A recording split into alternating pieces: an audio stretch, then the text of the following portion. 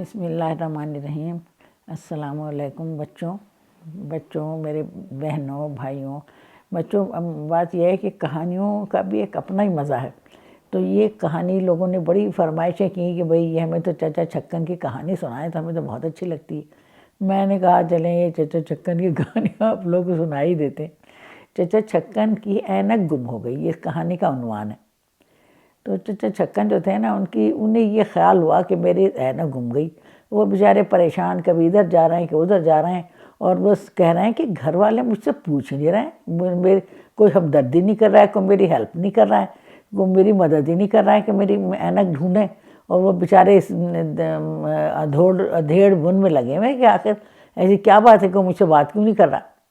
खैर वो इस चक्कर में वो शाम हो गई ढूंढ भाल के, और फिर वो शाम हो गई, जाहिर है फिर वो बाकी लोग भी सो गए और वो भी सो गए। अभी आधी रात गुजरने ना पाई थी कि धड़ धड़ धड़ की आवाज़ दरवाजे पे आई। तो वो उठ के उन्होंने पहले तो बड़े ची बची हुए कि ये क्या रात के वक्त मुझे कोई तंग करने आ गया, लेकिन फिर आखिर चारों ना चार उठना तो पड़ता है जब दरवाजे पे कोई धड़ धड़ करे या दरवाज़ा बजाए। तो उन्होंने जाके दरवाज़ा खोला तो सामने वाले एक साहब थे, खान साहब। उनका एक मुलाजिम था, वो खड़ा था, और उसने इन्हें देखते ही कहा कि भाई वो ज़रा हमें रबड़ की थैली तो दे दें, खान साहब की तबीयत बड़ी ख़राब है, पेट में दर्द है।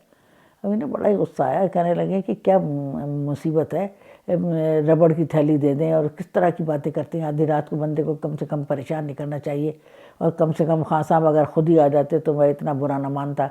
चलें खैर, चलो भाई ले लो, और कोई अजीब अजीब सी बातें करके उनको दे दी। अब वो लड़का भी कोई था ही सर्वेंट, उसमें इतनी बर्दाश्त कहाँ थी। वो जनाब थैली लेके पहुंचा और उसने जाके वो सारी कारगुजारी सुना दी कि उन्होंने कैसे, चाचा छक्कन ने कैसे हमें अजीब अजीब अल्फाजों से याद किया। वो जनाब उन्हें तो बहुत गुस्सा आया, और उन्होंने कहा जाओ ये थैली वापस करके आओ, और उनसे कह देना कि थैली जो है ना, ये अंडे जो दे रही है इसे अपने पास ही रख ले। अब मुलाजिम भी तुरंत आ गया, और तुरंत आके उसने फ़ौरन ये कहा कि भाई ये थैली अपने पास रख लें, और इसे कहें ये जो अंडे दे रही है ना, इसे अंडे देने के लिए रख लें, और देखना आइंदा मुझसे पॉलिश की शीशी मत मांगना, वरना फिर आप हर वक्त जूते की पॉलिश के मुझसे थैली मांगते हैं, सॉरी शीशी मांगते हैं, मैं वो नहीं दूँगा। वो इस बात पे बड़े बेचारे कि मैं कैसी, इस लड़के ने कैसी जाके बात कह दी, और मुझे कितनी शर्मिंदगी है, और दिल में भी और ऊपर से भी बहुत ही बेचारे परेशान हुए कि ये उनकी नींद कोसों भाग गई। इन्होंने कहा अल्लाह मियां क्या हो गया। खैर तो उसके बाद वो जाहिर है कि उन्हें बहुत गुस्सा आया, और वो चलेगा किचन में कि वैसे तो मैं कुछ कर तो नहीं सकता, कम से कम अपना हुक्का ही गुड़गुड़ाऊँगा। और हुक्का गुड़गुड़ाने के लिए वो किचन में गए कि आग चाहिए। आग जो देखें तो चूल्हा बंद पड़ा है। उनकी बेगम रात तो ना भूबल में, एक भूबल होती है ना जिसे कहते हैं गरम राख सी, उसमें लकड़ी दबा देते हैं तो वो जलती रहती है। कम से कम जब चाहें तो जला लें, वो निकाल के उस पर कुछ दो चार लकड़ियाँ रख के। तो इन्होंने देखा तो वो भूबल में वो लकड़ी भी ख़त्म थी, और वो बुझ गई थी जल के। बड़े खफा हुए, और उन्होंने कहा जनाब वो कुछ दो चार लकड़ियाँ वकड़ियाँ ढूंढ ढांड के, और वो आग जलाई को कागज़ वागज़ से आग जलाई, और सोचा कि चलो अब मैं अपना चिलम भर लेता हूँ, इसमें कोयले रख के कोयले गर्म किए उन्होंने, अंगारे बनाए। अब अंगारे रखे तो अब जब गए तंबाकू के डिब्बे की तरफ, तो तंबाकू का डब्बा खाली पड़ा था। ओहो ने इतना गुस्सा आया, कहने लगे भाई ये लल्लू तुझे नज़र नहीं आता। वो लल्लू बेचारा सो रहा था, उसे ज़ोर से डांटा और एक थप्पड़ भी लगाया कि तुम्हें नज़र नहीं आता कि तुम मुझे कम से कम तंबाकू ही ला दो। तो वो उनकी बेगम कहने लगी भाई अभी तो मुझसे इसने दो रुपए लिए थे, उस ज़माने में तो 2 पैसे ही होते थे, 2 पैसे मुझसे लिए थे और ये तंबाकू लाया है। और उसने उससे पूछा कहाँ है भाई तंबाकू, उसने कहा ताक में रखी। अच्छा ये ताक में रखने के लिए लाए हो, इसे डब्बे में क्यों नहीं डाली।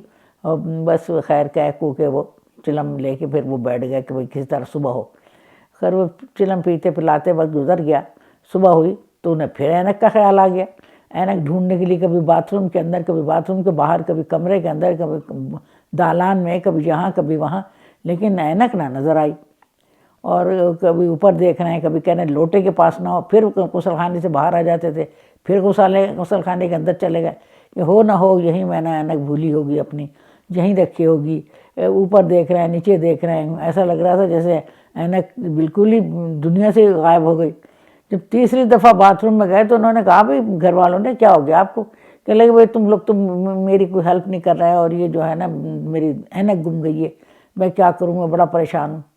खैर फिर जब तीसरी दफ़ा आए बाहर निकले तो उनकी बेटी थी, उससे कहने लगे बन्नो बन्नो इधर आ, ये बता कि मेरी ऐनक कहाँ है। उन्होंने कहा कौन सी ऐनक? नहीं भाई यही ऐनक जो मैं लगाता हूँ, जिससे पढ़ता हूँ। उन्होंने कहा ऐनक ये तो आपकी लगी हुई है। और वो उसने हंसना शुरू कर दिया। और वो जब हंसने लगी तो उसे डांटा कि ये तू हंस क्यों रही है? चल अगर मेरे लगी है और मैं याद नहीं रहा तो तू क्यों हंस रही है? फिर वो जो उसने डांट खाई तो अपनी माँ ने कहा आ जा भाई मेरे पास आ जा मेरी। तो खैर फिर वो माँ के पास चली गई। फिर ये लेकिन बुरा भला कहते रहे, ये बच्चों को तो तमीज़ नहीं सिखाइए और ये हंसते रहते हैं बात बात के ऊपर, और क्या अजीब तरीका है। खैर अब उसमें परेशानी में और खिफत में घर से निकल गए और वहाँ से मिठाई लेके आ रहे हैं और कुछ टॉफ़ियाँ लेके आए और इस किस्म की बहुत सी चीज़ें लेके आ गए। और बल्कि उसमें वो रंग बिरंगी अच्छी अच्छी चीज़ें बच्चों के मतलब के लिए आए। अब जनाब उन्होंने अपने बच्चों को कहा लो भाई अपनी चच्ची को भी दे आओ और ये तुम भी ले लो, उसके हिस्से बना दी सारी चीज़ों के, मिठाई सब बटा गई। फिर उन्होंने कहने लगे भाई इधर आ मेरे पास बंधु, इधर आ, ये बता कि मैं तुझे अगर 1 रुपया दूँ तो मेरा काम करेगा? ने कहा हाँ। ने कहा अच्छा चल आने और भी दे दूँगा। तो ऐसा कर कि ये जो है ना खान साहब, उनके दिल में उस वक्त से वो उसके ख़िलाफ़ कुछ हो रही थी, दिल उकसा रहा था कि इसने मुझे ऐसी बात कही क्यों कि अंडे दे, थैली अंडे देती रहेगी और तुम उसे अपने पास रख लो। और उन्हें बड़ा गुस्सा आ रहा था। तो बस जनाब वो उन्होंने कहा ऐसा करियो, जब वो आए ना नाई की दुकान पे खान साहब, उनकी साइकिल बाहर खड़ी रहती है, तो तू ये काम करियो कि उसकी साइकिल को पंक्चर कर दीजिए। समझ गया ना? 4 आने और दूंगा और पंक्चर तूने ज़रूर करना, इस बात को भूलिए मत। ये उन्हें इतना गुस्सा आया कि उनसे बर्दाश्त नहीं हुआ और उन्होंने ये कह दिया कि भाई ऐसा कर लीजिए। बस ये इस तरह की बातें होती।